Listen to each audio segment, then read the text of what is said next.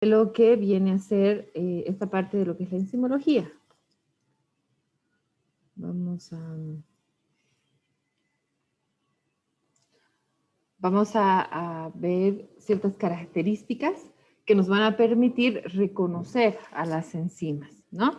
Básicamente en la parte práctica lo que hacemos es un reconocimiento de estas, ¿no? Vamos a identificar qué función tiene, qué características catalíticas principalmente tiene para generar cierto producto. En este caso, ¿a qué me refiero? Sabemos que una enzima, como la anterior clase lo nombraron, la mayoría, es un biocatalizador, ¿no? Un catalizador que va a ayudar a que se produzcan las reacciones en ciertas condiciones. Esas condiciones van a depender de, por ejemplo, un pH, una temperatura, una concentración de sustrato, una concentración de enzima, ¿no? Que ya las vamos a ir reconociendo a cada una de ellas, ¿no? ¿Qué es una enzima específicamente? ¿Cuáles son sus características? ¿Cuál es su estructura química? En el caso de lo que es el sustrato, de la misma forma. Y cuando sucede la acción entre ambos, ¿no? ¿Qué es lo que sucede? Como habíamos dicho entonces, ¿no? Las enzimas son catalizadores de origen biológico. No nos tenemos que olvidar de eso. Y estos catalizadores son normalmente muy activos en medios acuosos.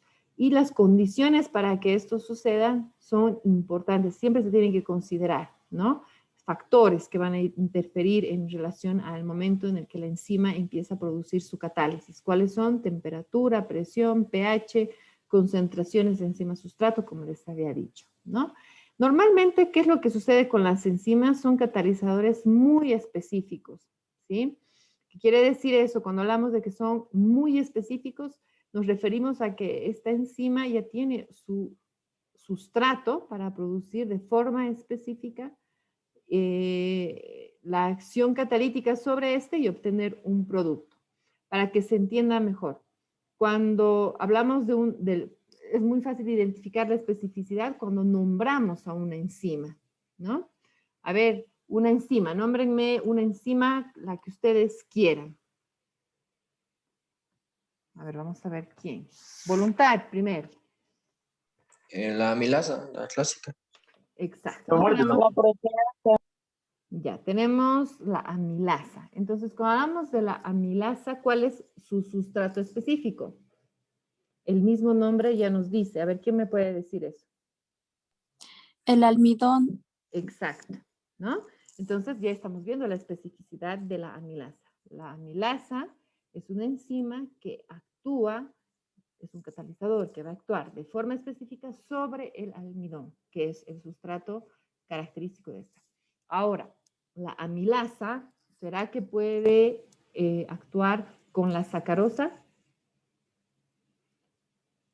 ¿Qué creen ustedes? Que Sí. no. Sí, actúa con sacarosa. Sí, ¿por qué? Sergio, ¿no? Sí, ¿Por qué podría, Sergio, la amilasa actuar con el sustrato sacarosa? porque como bien sabemos, la amilasa es un catalizador y esta básicamente digiere el glucógeno y el almidón.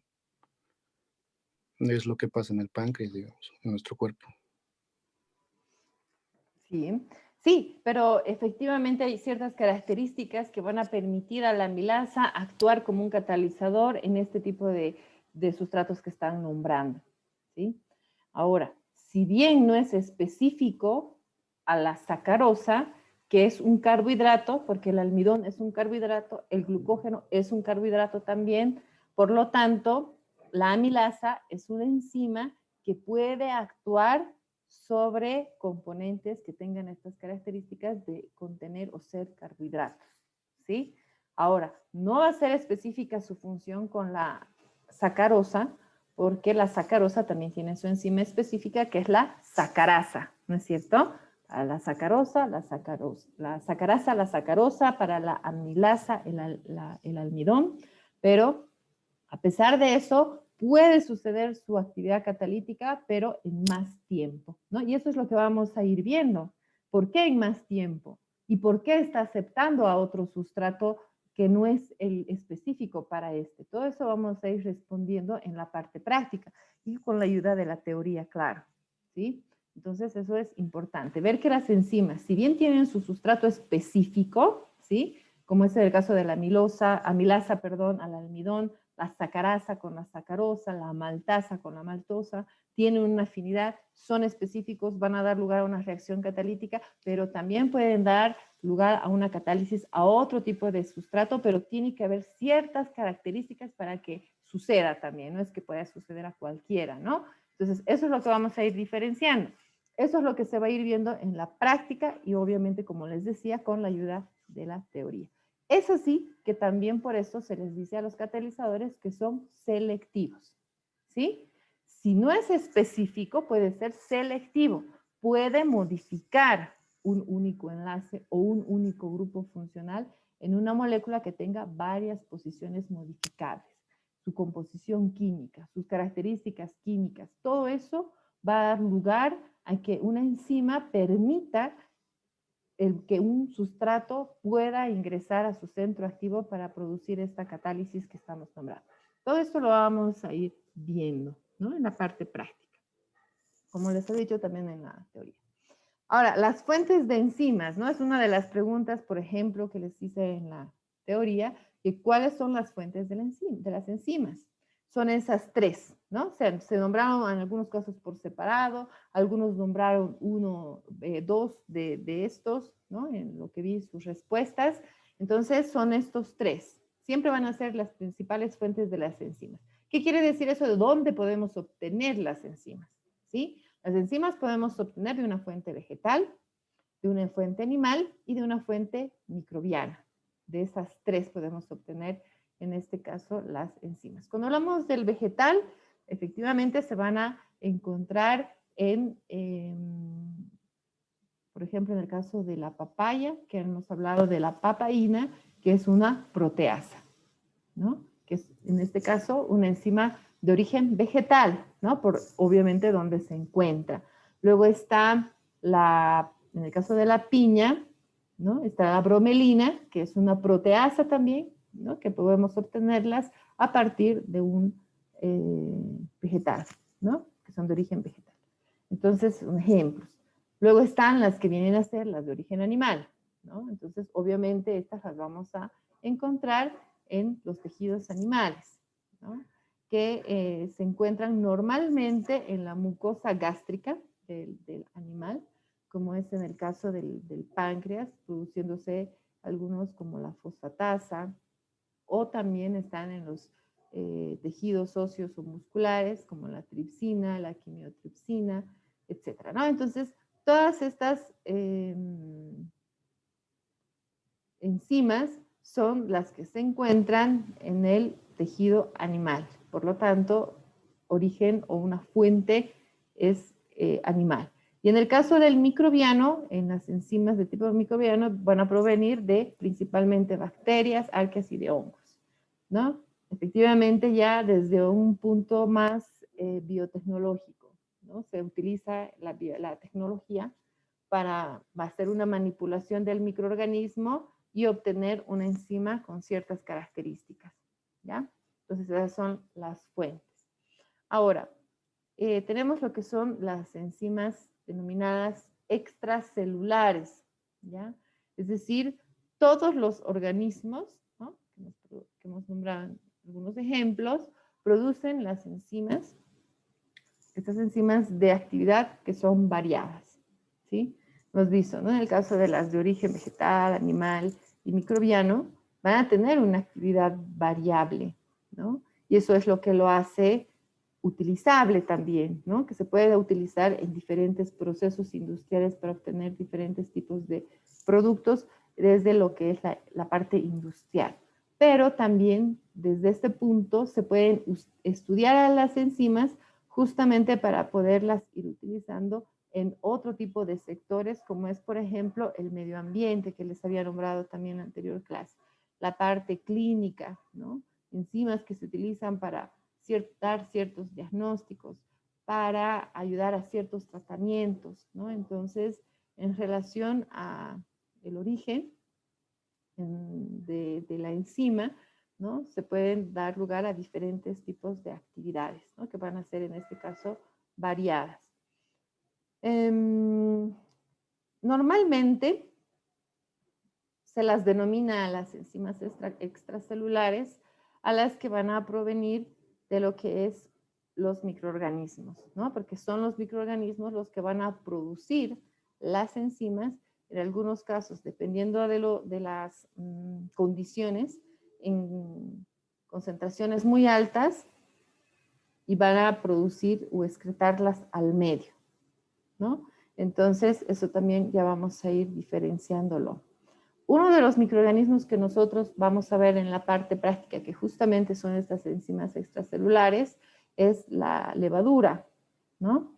La levadura, o la que también nosotros conocemos como Saccharomyces cerevisiae, este microorganismo, en este caso esta levadura, es la que se denomina como una enzima extracelular porque esta es la que va a producir estas enzimas en concentraciones altas hacia el exterior y se las va a ir utilizando en diferentes usos industriales, ¿no? Que se le puede ir dando.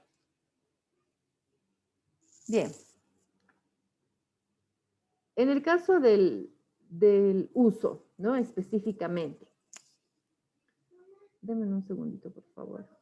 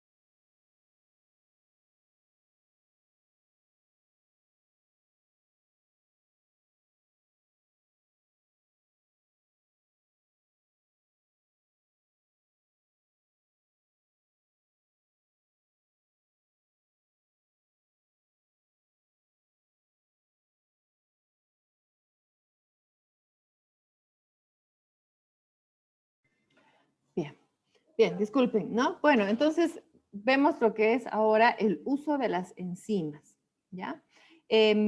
A medida donde se van produciendo las enzimas, de acuerdo a lo que hemos estado nombrando, a las diferentes fuentes, que pueden ser fuentes de origen animal, vegetal y microbiano, estas enzimas que son producidas por cada uno de ellos, tienen que tener, o tienen que cumplir, mejor dicho, ciertos requisitos legales, ¿no?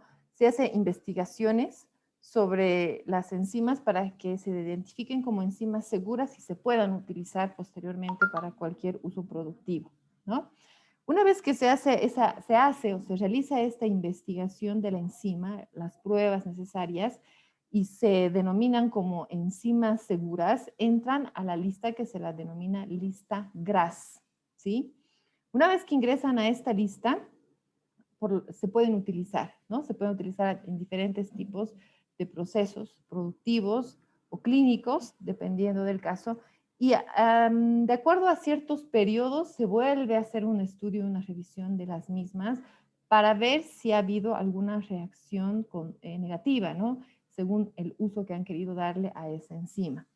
O también se utilizan las enzimas de esta lista para producir ciertas modificaciones genéticas en la misma enzima para mejorar su catálisis o, mejor dicho, mejorar las condiciones por las que va a producir, en las que se va a producir su reacción.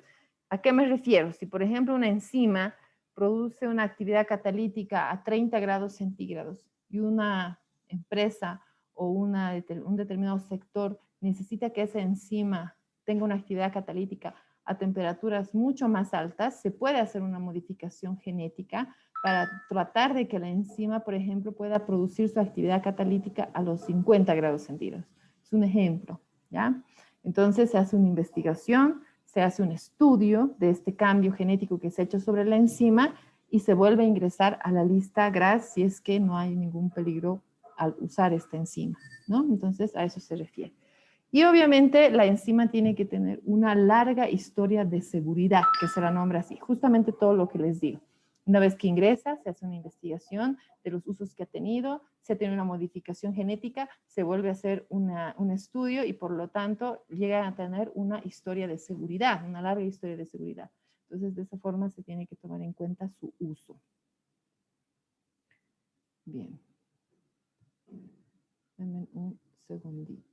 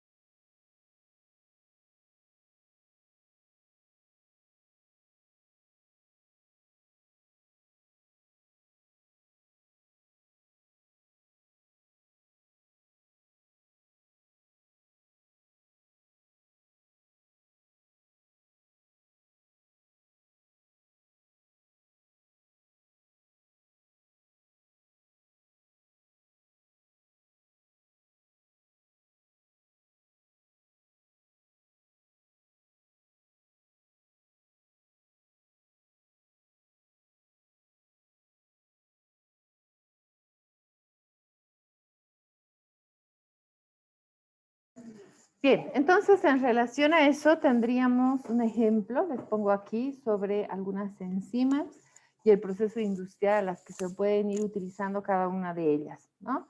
Las sacarasas, las isomerasas, las proteasas, que son las más utilizadas en un proceso industrial, pueden ver que, por ejemplo, en el caso de las proteasas, tiene ciertas características, estas enzimas, en las que se puede ir utilizando para diferentes procesos industriales, ¿no? Como es en el caso del químico y el alimentario, ¿no? Detergentes, en el caso químico, alimentario, obviamente carnes, quesos, pescados que se pueden ir utilizando. Todo esto considerando el tipo de sustrato, que puede ser en algunos casos específico o en otros casos selectivo. No se olviden que la enzima puede tener esas dos funciones, una función específica y una selectiva, ¿no? Eso es por eso que le da a la, en este caso como ejemplo que les estoy poniendo, a la enzima en participar en diferentes procesos, ¿no? Entonces, eso es importante. Luego, tenemos en relación a lo que es la producción, ¿no? De lo que vienen a ser las enzimas. Normalmente las que se utilizan para dar lugar a esta etapa productiva de las enzimas son las enzimas microbianas, ¿no? ¿Por qué? ¿Por qué se utilizan más las enzimas microbianas? Esto porque se puede manipular el crecimiento de esta enzima por medio del microorganismo, ¿no? Ya sea una bacteria, ya sea una levadura o un hongo. Entonces se puede dar lugar a una manipulación en la que se genere mayor producción de la enzima, ¿sí? Entonces, como ustedes ya conocen, hay una fase de crecimiento del microorganismo, ¿no es cierto? Y esa fase de crecimiento es la que se considera también en el momento que se producen obviamente las enzimas para ver su efectividad, en este caso como fuente, que estamos nombrando que son las enzimas de origen microbiano. ¿A qué me refiero? Sabemos que cuando hay un crecimiento de la producción de un microorganismo, tiene diferentes fases, ¿no? Hay una fase de crecimiento activo, hay una fase de crecimiento estacionario y hay una fase de crecimiento denominado la muerte también, ¿no? Es decir, el microorganismo va a haber una etapa en la que va a empezar a estabilizarse para dar lugar a una mayor producción en lo que es la fase de crecimiento de la estacionaria, donde se va a producir mayor cantidad y luego va a haber un descenso, ¿no? Es decir, ya va a empezar a producir en menor cantidad dependiendo de en las condiciones que se va a encontrar este microorganismo y de esa manera se puede hacer una manipulación. Es más que todo desde ese punto que se está nombrando la producción de enzimas, ¿no? Hacer que este sea un proceso óptimo. Si habláramos desde un punto de vista de origen vegetal o animal, es mucho más complicado. Si yo quisiera obtener proteasas de origen vegetal, como es en el caso de de las que nombré de papaya y piña, el proceso es mucho más complicado, en algunos casos puede ser hasta costoso, pero los microorganismos pueden llegar a facilitar ese proceso de producción de las enzimas, ¿no? Un ejemplo de esta producción de enzimas es la que se utiliza mucho, que son las amilasas, ¿no? Las amilasas se producen mediante una fermentación, utilizando obviamente un microorganismo, y se utiliza en la conversión de cereales, ¿no? En el producto final, como se le denomina como un jarabe de cereales ricos en fructosa. Un ejemplo, ¿no? De un tipo de enzima que se puede obtener a partir de un microorganismo para dar lugar a generar esta producción. Ahora, aquí tenemos esto en la que estamos colocando la enzima y el tipo de fuente que puede tener, ¿no? Es decir, de qué tipo de microorganismo se puede obtener o extraer la enzima para darle una aplicación industrial y dependiendo de eso, ¿no? Dar lugar al producto que se va a elaborar. En el caso de las amilasas, que sabemos, ¿no? Que es una de las enzimas que más se utilizan, se pueden obtener a partir de los hongos en una aplicación industrial para la elaboración del pan, ¿no? En una industria de panadería. En este caso, bueno, aquí son las proteasas que se pueden obtener a partir de las bacterias que pueden ayudar a almidonar en frío la ropa, ¿no? En la industria del almidón. Y de esa forma es que se puede ir identificando la enzima y sus diferentes fuentes en las que se puede ir obteniendo. Por ejemplo, en el caso de las proteasas, son una de las enzimas que se pueden obtener de las tres fuentes. Se puede obtener de fuente animal, vegetal y microbiana, ¿no? Se puede obtener de los tres. Y en eso va a consistir justamente el trabajo que ustedes tienen que presentar para la siguiente clase como un informe de lo que estamos hablando. ¿Sí? Pero antes de pasar justamente a esto, quiero saber, más que todo, si se han comprendido los diferentes conceptos que hemos utilizado en esta parte introductoria para ver si está todo claro, si hay dudas y después explicarles más que todo, qué es lo que ustedes van a trabajar para presentar su primer informe. Entonces, un segundito, vamos a ver. A medida que vaya preguntando, ¿no? Y nombrando el nombre de cada uno de cualquiera de ustedes, prende su cámara y me responde, ¿ya? Por favor. Bien, vamos a empezar. Hemos hablado inicialmente de lo que son las propiedades de las enzimas, ¿sí? Entre una de las propiedades más importantes que hemos nombrado es que las enzimas necesitan ciertas condiciones para producir su función catalítica. Entonces, a ver, Evelyn Mamani. Evelyn, si no me contestan, yo voy a suponer que no están en la clase y tienen falta, ¿no? ¿Dónde está Evelyn? Bien, Evelyn. Entonces, como decía, tenemos ciertas condiciones que son importantes para la actividad catalítica de la enzima. ¿Cuáles son esas condiciones, Evelyn?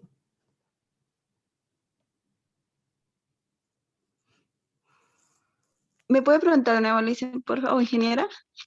Sí, dentro de las condiciones de las enzimas que hemos nombrado, decimos que hay unas que son muy importantes para que den lugar a su catálisis. ¿Cuáles son?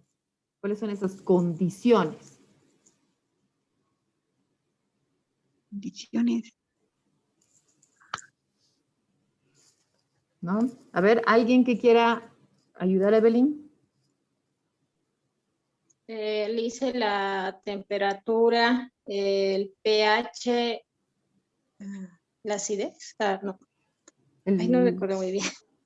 Está bien. Son la ¿Voy por temperatura, está bien, ¿no? La temperatura, el pH, las concentraciones de sustrato, enzima, que son condiciones, como hemos dicho, importantes para que dé lugar a la actividad catalítica. Muy bien. Ahora, otra pregunta. ¿Cuál es la diferencia entre la función específica y función selectiva de una enzima? A ver, primero un voluntario o voluntario.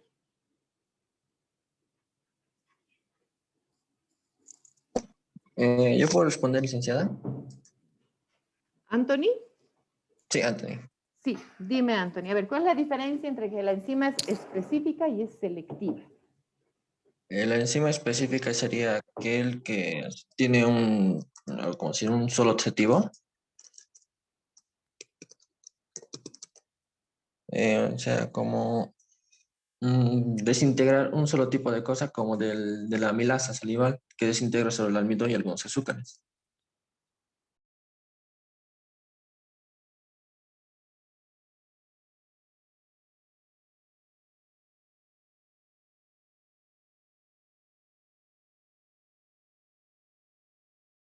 ¿Estoy bien, Inge? Ay, perdón, estoy hablando sin micrófono. No, lo que te decía es, el que acabas de decirme, ¿es selectivo o específico? Creo que era la específica esa. Ya, ¿y el selectivo?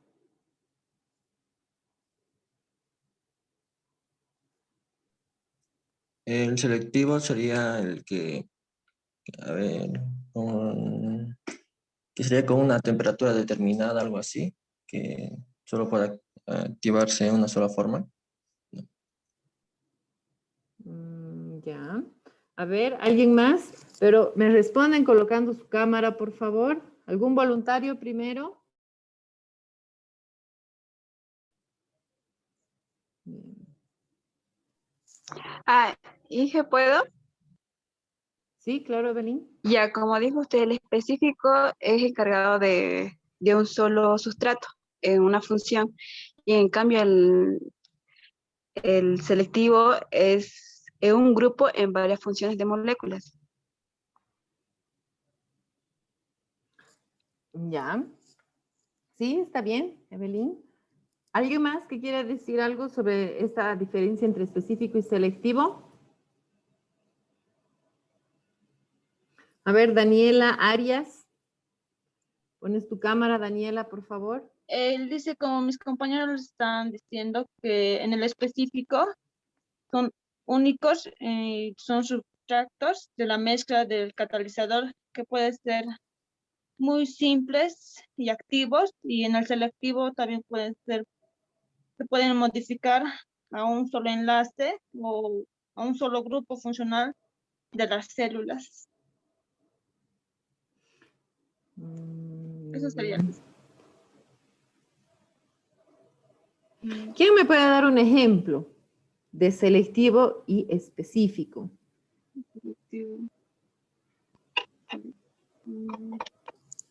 Un ejemplo. A ver, Cecilia. ¿Está Cecilia? Sí, ingeniera, como usted está diciendo del almidón, que sería selectivo, digo específico con la amilasa, con el almidón, y específico sería con la sacarosa, que igual solo va a actuar en un solo grupo de enlace de la sacarosa. Al revés sería. De lo que has dicho, al revés.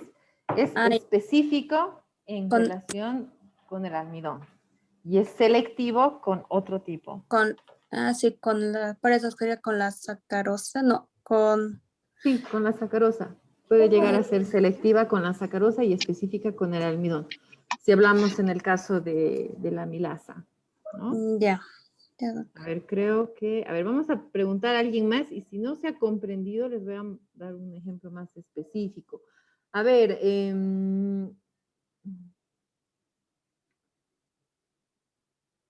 Daniel, Alejandro.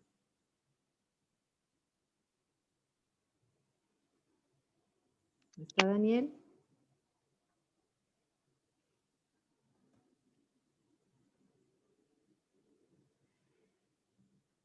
¿No? No se te escucha, Daniel. Tal vez es el tema del micrófono. Ya, no hay problema. Mientras se va solucionando. A ver, Wendy. ¿Qué me dices tú, Wendy? Ingeniera, dígame. Lo que he preguntado. ¿Qué he preguntado, Wendy? No hice la pregunta, ingeniera, o tal vez no le he comprendido bien. Tienen que estar, por favor, presentes en todo momento, ¿no? Si yo me dices no sé, es como si no estaríamos en clases. ¿Cuál es la diferencia entre selectivo y específico de una enzima?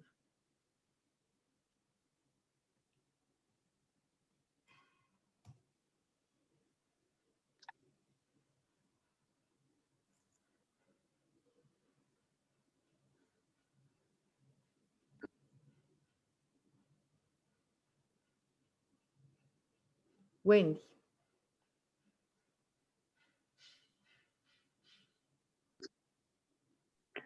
Inge, bien no lo he entendido. Ya. Por eso estoy tal vez con duda, pero al último supongo que le voy a decir, ingeniera. Bien no la entendí esa parte. Me perdí un poco. Bien. Bien, a ver, rapidito vamos a ver, vamos a hacer un ejemplo en el que vamos a ver que no es complicado, ¿no? Si bien hay algunos que han comprendido, bueno, ¿no? También hay otros que no se ha comprendido muy bien. A ver, vamos aquí a compartir. Bien, estoy colocando una pizarra, ¿se ve? Sí. Bueno, hemos dado el ejemplo entonces específicamente de lo que es la amilasa, ¿no? Porque es una de las enzimas que más se utiliza y pues hemos visto que es una de las que escuchamos bastante, pero vamos a ir conociendo igual obviamente a esta enzima de forma mucho más profunda, se podría decir, en relación a sus funciones, ¿no? Entonces, cuando hablamos de esta enzima, ¿no? Vamos a colocar que tiene estas características. En este caso estamos diciendo que esta es la amilasa, ¿sí? Este es el centro activo de la enzima, ¿ya? Entonces vamos a tener un sustrato específico que en este caso estamos diciendo que es el almidón, ¿sí? Este es el almidón y esta hemos dicho que es la amilasa. Entonces, este está demostrando la especificidad. Es específico. El almidón es específico hacia la amilasa, ¿no? Es su sustrato específico. ¿Sí? Bien. Ay, he escrito esto mal, bueno, amilasa. Amilasa. Bien, entonces, en relación a esto, es que estamos diciendo que esta enzima es específica, porque el mismo nombre lo identifica así. Y eso es lo que ustedes van a ir viendo. Cada enzima, el mismo nombre ya identifica la función, el sustrato que va a actuar sobre la misma. Entonces, este es su almidón y este es el específico. Por lo tanto, van a formar sus productos. ¿Cuáles van a ser esos productos normalmente que forman? Al ser este el almidón y esta la amilasa, ¿cuál es el producto? La glucosa. Todos estos términos, obviamente, ya tienen que ser conocidos por ustedes, ¿no? Ya han tenido sus materias en las que ustedes saben cuáles son los carbohidratos, cómo se clasifican los carbohidratos, cuál es su estructura química, ¿no? Entonces, eso ya no puedo explicarles, ¿no? Entonces, si tienen problema con esa clasificación, les recomiendo que lo revisen porque si no, no se va a comprender. Entonces, cuando la amilosa actúa sobre el almidón, el producto que se obtiene es la glucosa, ¿no? ¿Por qué? Porque el almidón está comprendido de moléculas de glucosa, ¿no es cierto? Tienen su enlace glucosídico y está comprendido por estas moléculas de glucosa, generando cadenas que van a dar lugar a la amilosa y a la amilopectina. Entonces, esta es la función específica de una enzima. Ahora vamos a hablar de selectiva, ¿ya? En el caso de la selectiva, estamos poniendo como ejemplo a la sacarosa, ¿sí? Entonces voy a poner mejor aquí abajito esto. Vamos a poner aquí. Entonces, aquí tengo a la enzima, a nuestra misma enzima, que es la amilasa, pero voy a colocar otro sustrato, ¿sí? Que en este caso es la sacarosa, ¿no? Entonces, esta sacarosa no es específica, pero puede ser selectiva, ¿ya? Entonces, en este caso la amilasa puede actuar. ¿Cuál será el producto que va a obtenerse? ¿De qué está conformada la sacarosa? ¿Cuáles son sus monosacáridos de la sacarosa? ¿Quién me dice? A ver, Evelyn. No, mejor, perdón, Evelyn, no. Sergio, ¿cuáles son las moléculas de la sacarosa?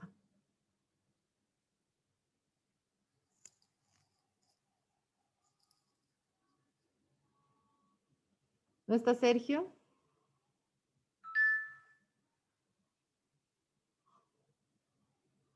Si no me responden, ya les coloco la falta.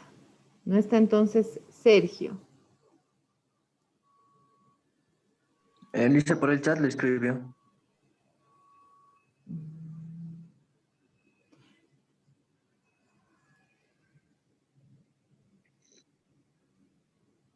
A ver, entonces...